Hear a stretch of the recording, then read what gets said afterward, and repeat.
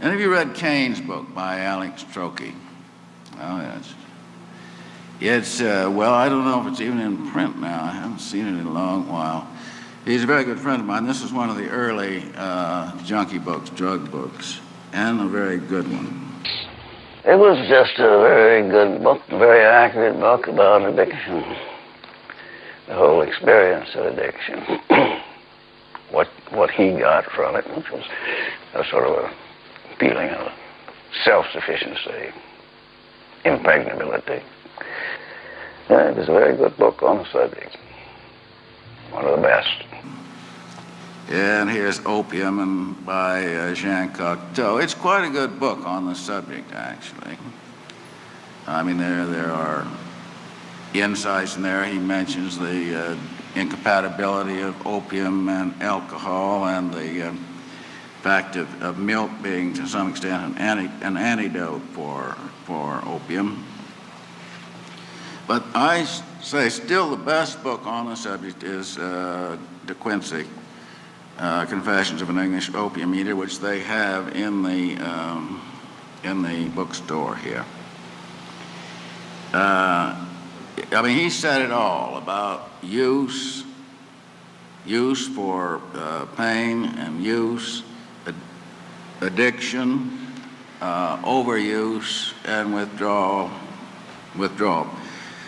He built himself up to a huge amount of opium, and then he built himself down again to a moderate quantity.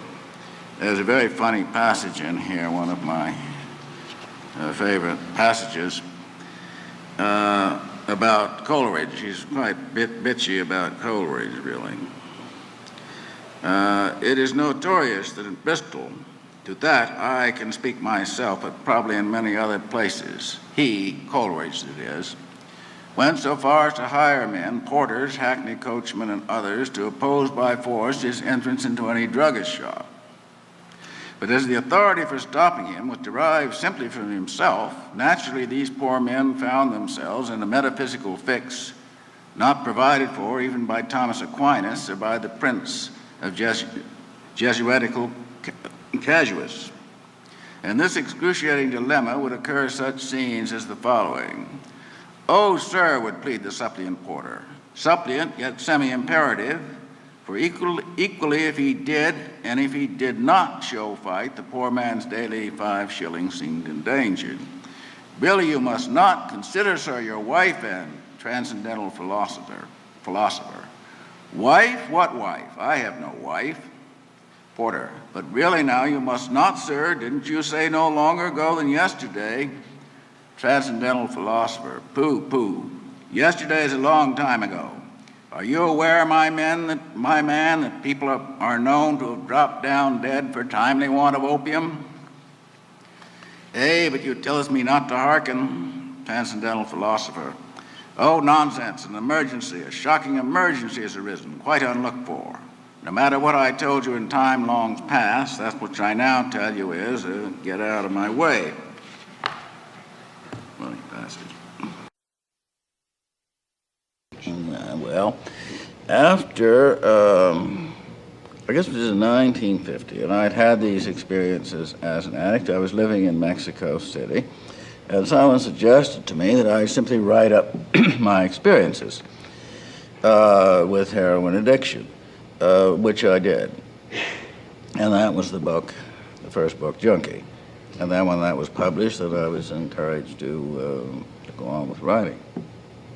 So I was 35 at the time. I was around people that were using it, that I started, taking an occasional shot. And it is for most people, I think, a very pleasurable sensation. It's like what leads people to alcohol or any other drug. They take it and they like it and they take some more. A writer can profit from things that may be just unpleasant or boring to someone else because he uses those subsequently as material for writing. And I would say that the experience I had that's described in Junkie later led to my subsequent books like Naked Lunch. So I don't regret it. Incidentally, the damage to health is minimal. no matter what the American Narcotics Department may say. No, we'll read one of the early authorities like De Quincey. For one thing, he would never live to be 72 unless he had taken opium because he had tuberculosis. And I think he would say the same as I say, that he didn't regret his experience with drugs.